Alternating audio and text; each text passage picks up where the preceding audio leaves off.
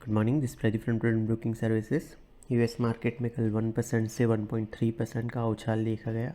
Wednesday को fade के decision के बाद सेल ऑफ देखा गया था, उसमें से रिकवरी रही। यूएस के 10 year treasury yield 3 basis point गिर के 3.882% पे चले गए। डॉलर इंडेक्स 0.4% गिर के 103.07 पे रहा। गोल्ड 0.8% बढ़ के $2055 पर आउंस पे रहा। WTI क्रूड फ्यूचर्स 2.7% गिर के 873.82 पे। ब्रेंट फ्यूचर्स 2.3% गिर के 78.70 पे रहे। यूरोपियन मार्केट्स में 0.1% से 0.9% की गिरावट देखी गई। हमारे मार्केट में दोनों मेन इंडाइसेस मॉडेस्टली लोअर बंद हुए। सेंसेक्स 106 पॉइंट गिर के 71,645 पे और निफ्टी 28 पॉइंट्स गिर के 21,697 पे क्लोज हुआ। निफ्टी के मिड कैप इंडेक्स में 0.6% की गिरावट देखी गई। स्मॉल कैप इंडेक्स 0.6% बढ़ा, फ्रेश रिकॉर्ड हाई बनाया। निफ्टी का PSU बैंक इंडेक्स सबसे ज़्यादा 3.1% बढ़ा।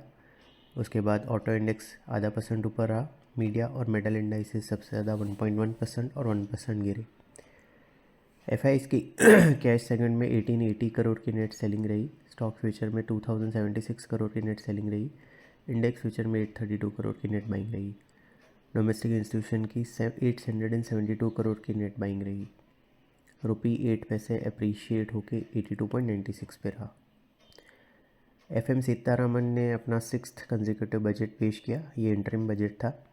यहाँ पे FY25 का नॉमिनल GDP ग्रोथ 10.5% प्रोजेक्ट किया गया और मेन जो हाईलाइट रही fiscal deficit 5.1% of GDP project किया गया, जो मार्केट की एक्सपेक्टेशन करीबन 5.3% की थी और ये काफ़ी बड़ा पॉजिटिव माना जाएगा।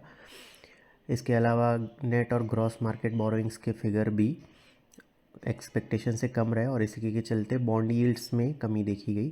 करीबन 7-8 बेसिस पॉइंट इंडिया के 10 ईयर ट्रेजरी बॉन्ड यील्ड कम हुए। आज हैंगसेंग और निक्केई 2% और 1.1% ऊपर है। शंघाई 0.2% ऊपर है। गिफ्ट निफ्टी हमारे मार्केट के लिए करीबन 150 points gap up opening suggest कर रहा है।